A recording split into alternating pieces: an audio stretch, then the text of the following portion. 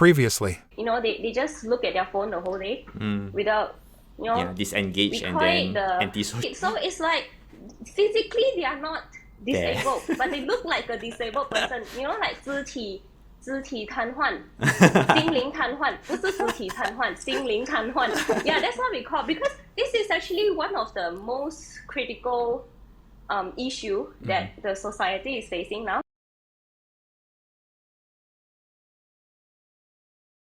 I don't want my kids to be, one is antisocial, two is like they live in their own bubble, in their own world with their devices, and then it's like physically or emotionally or spiritually not present, although we are in the same space, right? But it's not there.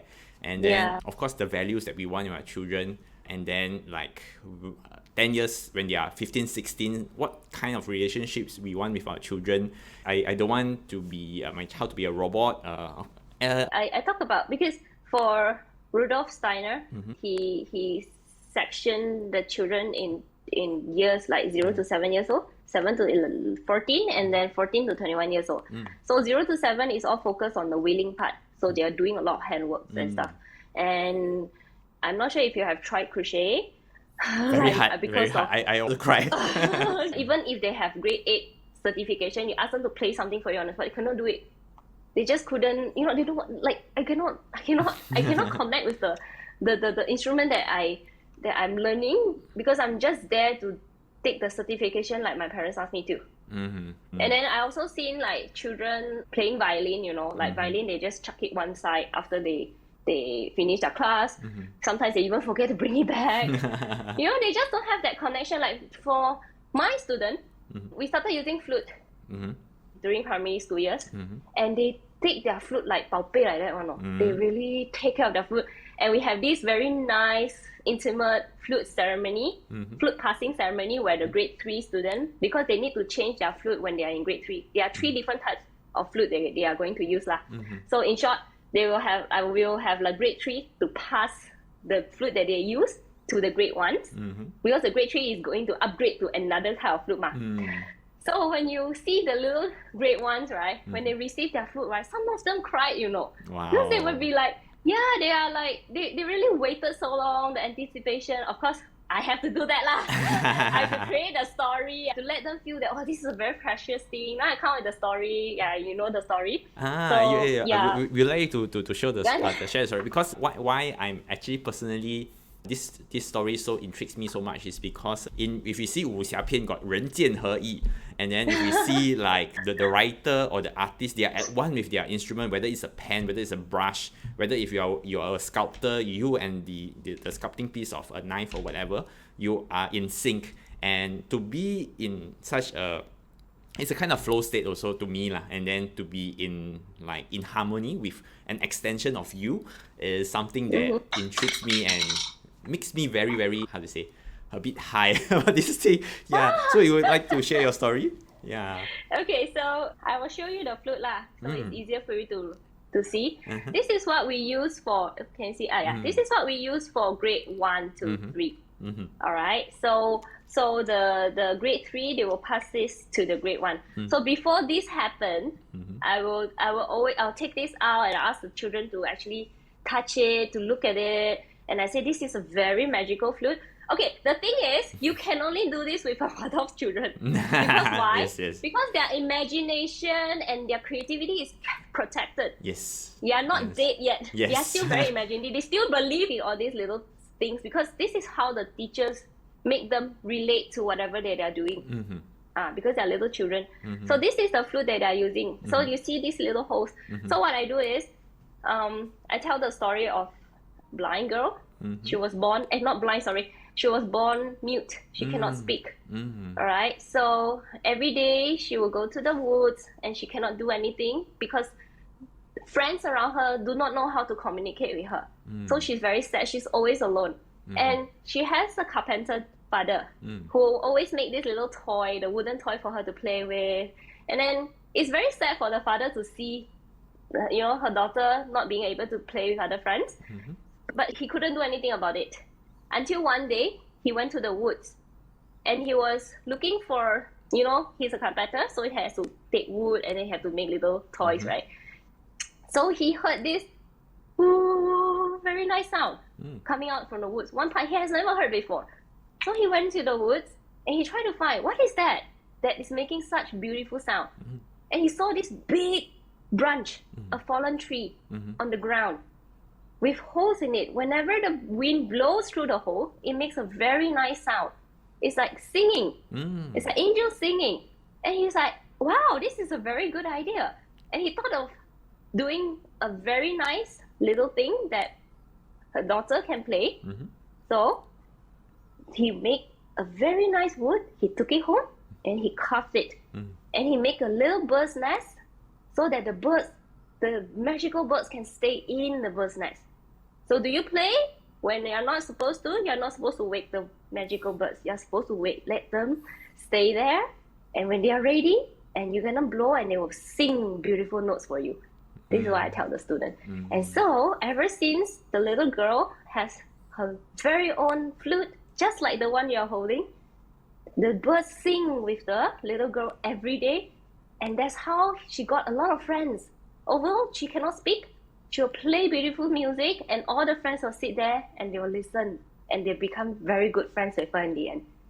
So this one is made of a very special tree all the way from Sweden. All right, can you guess what tree is made out of? Pear. This one? Pear. Is it pear? How you know? Yeah, it is. So I asked them to smell, because there's a smell for it. So I said, okay, this is made out of pear tree. Do we have pear tree here in Malaysia? I don't think so, right? No. Yeah. I asked them lah. They say, no, they don't. I say, yeah, this is from very, very far away. And the carpenter needs to really take from the branches and make this specially for you. So you need to really take good care of it. And of course, because this one is expensive lah. This thing is like 300 plus. Compared to the plastic one that we did last time when we were in primary school. Wow, that one, I cannot listen to it anymore. My ear will bleed. Yeah.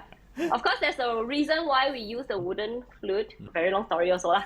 So this is how we actually make the children connect with everything that they learn. Especially for music. It's the only art that has no physical resemblance.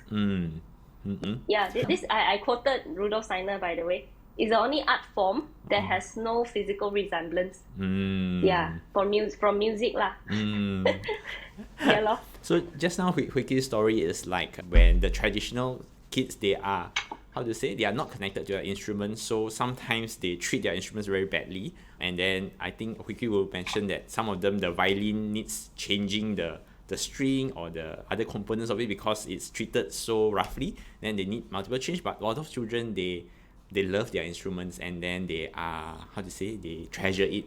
And it's a very different kind of experience to have a connection or bonding with your instrument. Yeah. Yes. Although not 100% lah, but I would say, only maybe 1-2 that didn't really cannot connect, but most of them they can. Then you don't really need to like, hey, you keep your thing, they have the knack, because they know how to take care of it. They even told the parent, you don't touch my flute, because I actually lay out the rules, how you take care of it, and then they know what to do with it. So the parents, that's the first thing they always tell me, wow, the flute is like a holy grail I cannot touch. Nobody can touch. So this is like this is the first thing is towards the instrument. But imagine like other grades, other subjects, they also do the same. Yeah, everything is intertwined, by the way, for the education part. Yes. Yeah, like I cannot teach crossing before the handwork teacher teaches cross stitch. This is a very the simple example. I cannot teach crossing movements in my music class before the handwork teacher teaches cross stitches. Usually we do it together. Yeah, and then the history also, because like the Greek history, the songs that I need to incorporate with the history teacher as well. Yeah, everything is in one lah. The integrated style of learning. Yeah. Yes, that's right. Okay, now we are like, would you be able to, like, for parents who are interested to send their kids to learn any form of music, like how can we provide a better experience, a learning experience for the kid without the kids feeling burnt out, or like they do it for the sake of doing it or for the sake of pleasing parents?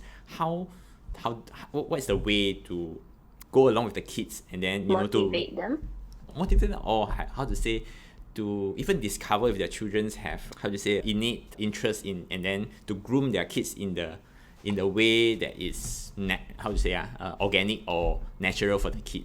Yeah. Do you have any? Oh, okay. Yeah, I think this is a very common question. Yeah, because it's always come down to two things. One is really the kid really don't have the liking to it. The other one is discipline problem. Because kids can just, you know, when it gets difficult, they will just give up. So as long as parents remember not to let them give up during the difficult time, that's the very first rule. I'm sure you know this as well, because this is because nowadays there are so many distractions. You know, there are so many type of classes, so many things that they can do. They'll be shopping around. Yeah, because everything started off pretty easy lah, you know, fun and it's fresh and it's interesting. But when it comes to really, you need to have the discipline to learn and practice. That is when a lot of kids say, I don't want to do it. It's very boring already. Yeah. So I think the most important thing is you have to know the children's pattern lah. You know, what is their learning behavior traits. If they are someone who really want to learn and they don't really give up, but when they tell you that this is not really for them, then maybe you need to listen to them. You get what I mean? Because this is actually really based on a parent's instinct. But of course, always work with the teacher. Always find a teacher that you think you can trust.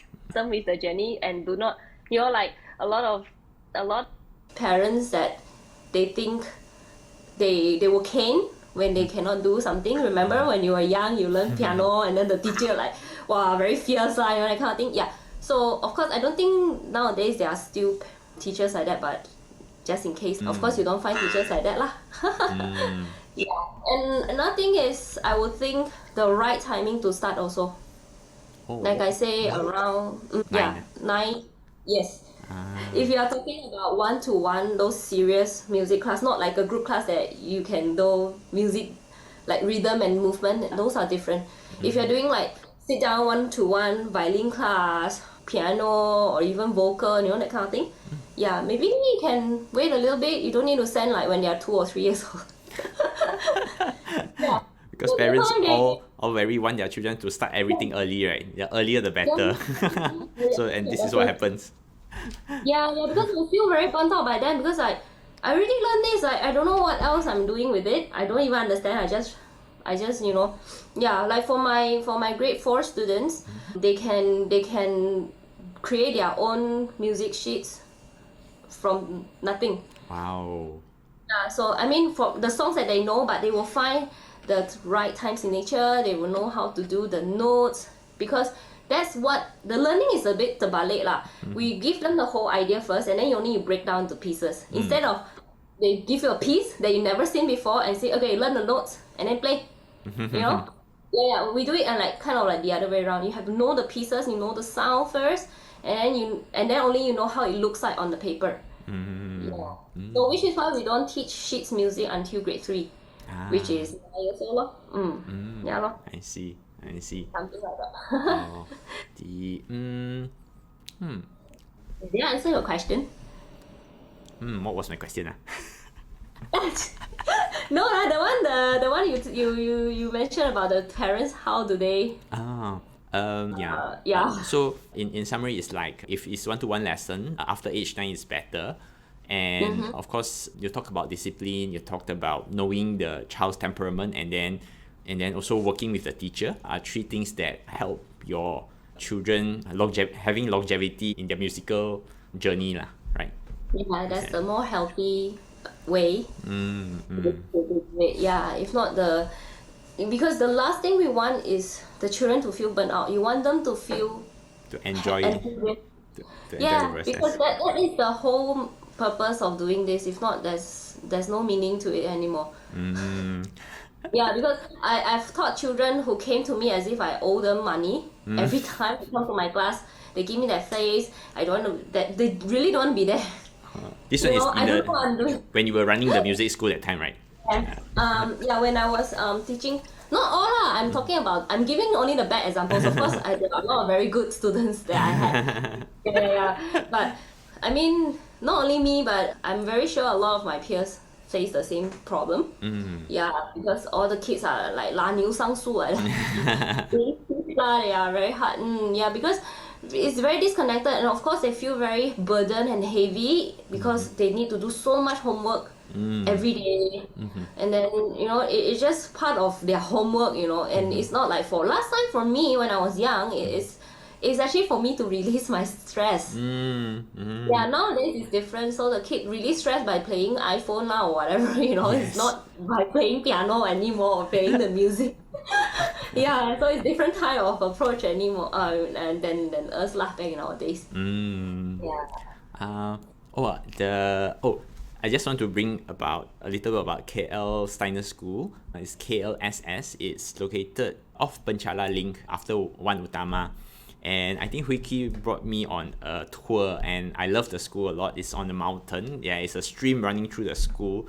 The students can play with fishes inside the stream. There are the buildings are all, I think all or majority of them are made from wood, and then it's a very conducive environment for learning. It's very peaceful there as well. Yeah. You want to promote your school a bit?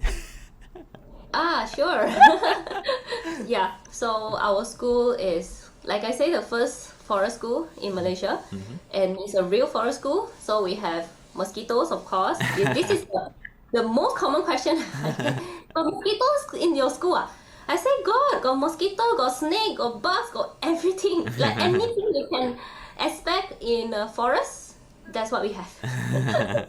Yeah. So and again, it's not for everyone. Like even for myself, I grew up in a kampong. This is why I actually wanted to work there. When I first saw the school, I'm very determined that I want to work there because that's exactly the same wooden house I grew up in. Yeah, I grew up in a very small kampong, by the way, and behind with a palm estate at the back. Yeah, so it brings back a lot of memories. So I of course I would like my son to experience jungle environment even though we are living in the city. So if you are looking for a holistic and education and you really love your your kid to be in a nature environment, there's no more nature than our school. If you come, because a lot of people cannot imagine how our school is like. They thought forest as in a few trees around, but when they really reached there, they were so shocked that this is actually a school, because it's impossible that this school can be established. Yeah, because and then my colleague brought them up to the hiking trail, and they were like, the student do the hiking trail here. Then my colleague was like, and this is actually for the 4 and 5 years old. You haven't actually been to the primary school hiking trail. And they were like, no, I don't want to go already. Because it's really the forest and there are steps, and the hiking trails is really, without those proper staircase or things like that. You just really need to hike it up. So but it's a very beautiful school. I'm very sure you'll love it. It's eye-opening place. So if anyone wants more details, you can just contact me. Okay. For parents who are interested to explore Waldorf education, in Singapore, there's one in Kembangan, Jalan Senang. It's called Lotus Bloom School. They have grade 1 to grade 8. There is Steiner. It was more of the early years, right next door on the same street. There's another one in Outram. And for Malaysia, there are a few of those schools. I know of one in Penang, which I visited, and I met with the teacher for a long discussion. In KL, I think there are Sasana. There's one is KLSS, and there's a third one, right? For high school, you mean? In KL. You mean high school or primary school? Probably the higher grades one. Higher grades so far, only Sasana and my school. Oh, I see. A lot of primary school around. Actually, there are a lot of other schools, in Malaysia. But it's just that our school is the only one that has kindergarten all the way until high school. I see. And we actually have a new location soon. Oh, wow. Expanding no place already. Our school is growing too big, so you have a new one soon. I see. But it's also still in the forest. Still in the forest, nice. And then just 2 months ago, I visited Johor Bahru, and in Johor Bahru there are 3 Waldorf schools. And the one that impressed me the most was the one in Gunung Pulai. So it's also in a forest setting, and then they run a cafe as well as a homestay in the same location. And it's very back to nature. You have like cicada calling out. You are about maybe 200 meters away from a waterfall, and it's also very conducive environment for children's learning as well. And if I were in JB, that would be where I would send my kid to. If I'm in KL, I'd probably send my kid to KLSS. And any final wrap-up words that you have to share for parents who are interested or anything like that? Interested in Waldorf education? I think it's not easy to be a Waldorf parent. That's what I really know, because it's not easy to be a parent in all. Yes.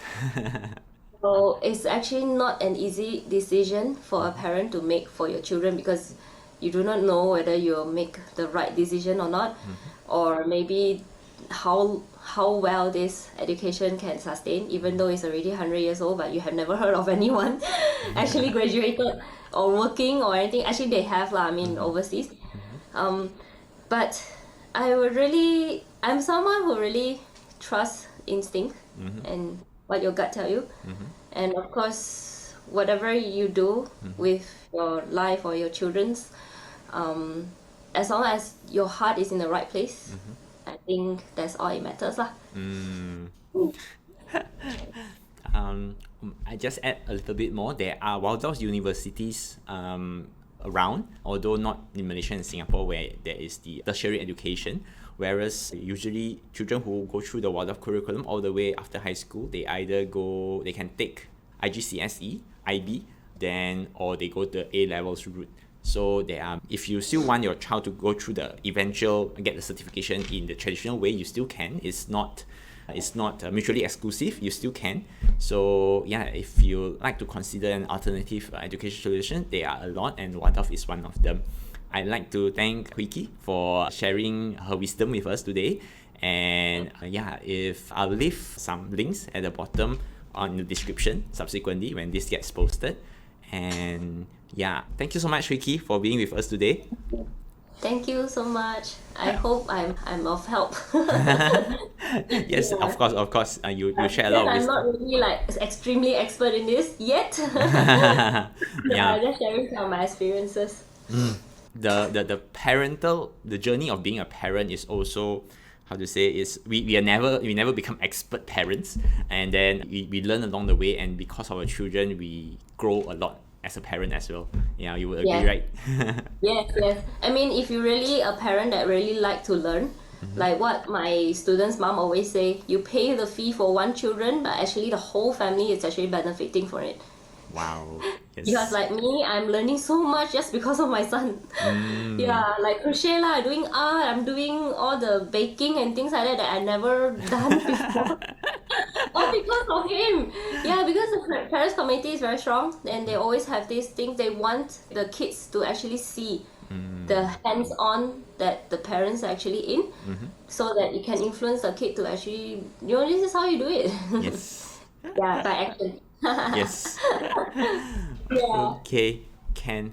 So we'll sign off now. Thank you, Hui Kee. Bye-bye. Bye. Bye.